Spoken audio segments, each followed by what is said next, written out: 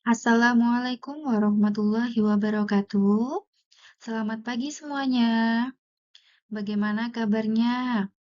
Semoga kita selalu dalam lindungan Allah Subhanahu wa Ta'ala. Amin ya Robbal 'Alamin. Baik, perkenalkan, nama saya Anissa Mangule. Di sini saya akan memaparkan terkait konsep dan prinsip dasar perbankan syariah. Baiklah, sebelum kita mempelajari terkait prinsip-prinsipnya, nah langkah baiknya kita harus mengetahui apa itu perbankan syariah. Nah, jadi perbankan syariah adalah lembaga keuangan yang beroperasi berdasarkan hukum Islam atau hukum syariah dengan mengutamakan aspek etika dan keadilan dalam setiap transaksi. Nah, perbankan syariah itu sendiri mulai berkembang pada abad ke-20 dengan mendirikan bank-bank yang beroperasi tanpa riba dan sesuai dengan prinsip-prinsip Islam. Nah, jadi perbankan syariah itu sendiri di Indonesia itu sekitar berkembang sekitar 1990-an ya, teman-teman ya. Nah, kemudian perbankan syariah menawarkan solusi keuangan yang etis, membantu masyarakat dalam mencapai kesejahteraan tanpa terjebak dalam hutang berbunga. Nah, kemudian di Indonesia, perbankan syariah diatur oleh OJK dan Dewan Pengawas Syariah atau DPS ya, memastikan kepatuhan terhadap prinsip syariah. Nah, jadi di dalam perbankan syariah itu terdapat beberapa prinsip-prinsip ya. Nah, salah satunya yaitu prinsip keadilan.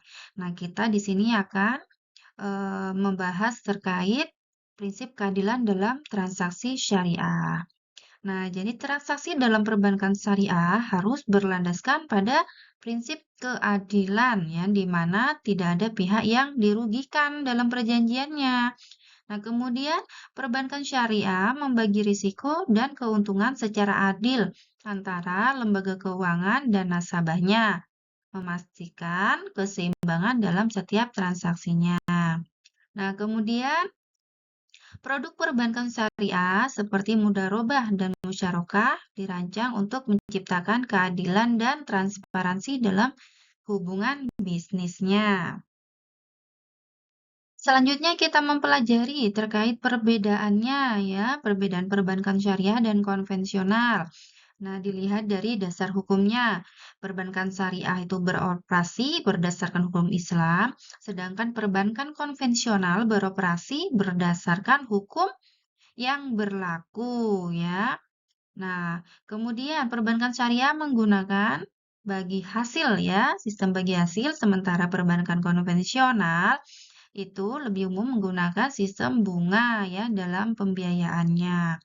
Nah, kemudian terkait fokus pada nilai tambah sosial, maksudnya di sini perbankan syariah menekankan penciptaan nilai tambah sosial dan etika, sedangkan perbankan konvensional lebih terfokus pada keuntungan finansialnya saja ya. Nah, kemudian kepatuhan terhadap prinsip syariah. Perbankan syariah harus secara ketat mematuhi prinsip-prinsip syariah ya yang tidak berlaku di perbankan konvensional.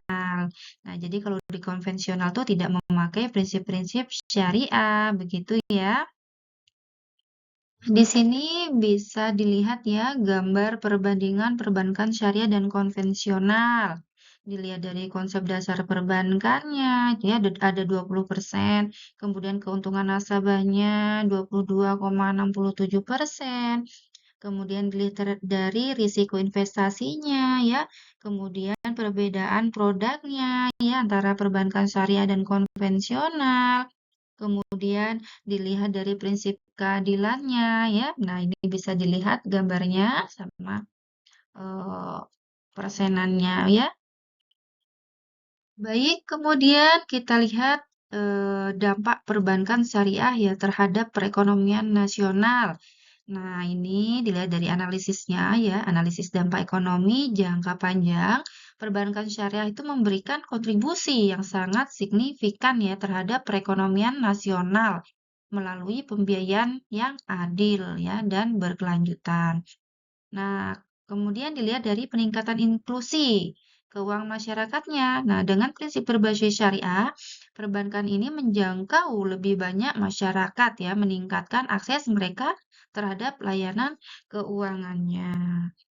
Nah, kemudian dilihat dari peran masyarakat dalam perbankan syariah.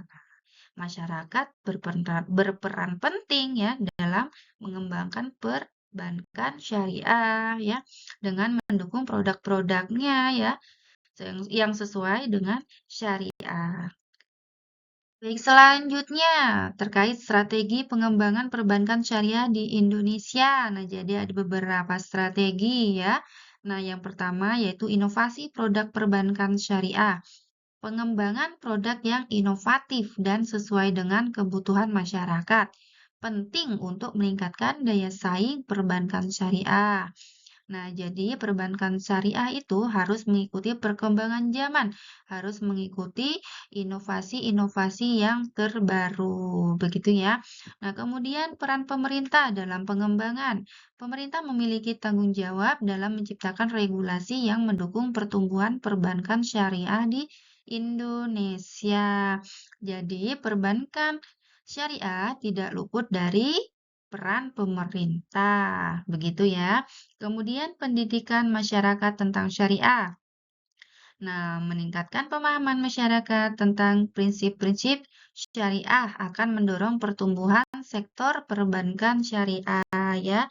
Nah, jadi masyarakat harus apa namanya diberikan pemahaman ya terkait perbankan syariah. Baik, selanjutnya berbicara mengenai tantangan dan peluang dalam perbankan syariah. Apa saja tantangannya ya? Nah, di sini ada tantangan regulasi dan kebijakan ya. Salah satu tantangan terbesar adalah regulasi ya di pengembangan perbankan syariah.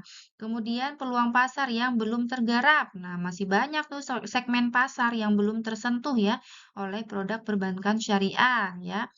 Nah, itu memberikan peluang besar ya kan, kayak gitu. Kemudian kompetisi dengan bank konvensional ya, teman-teman ya. Nah, jadi perbankan syariah menghadapi persaingan ketat ya dari bank konvensional yang sudah mapan di pasar, yang sudah lama, yang sudah ini ya, teman-teman ya, yang sudah mendahului kan begitu ya. Nah, jadi itu ya persaingannya sangat ketat sekali kan begitu.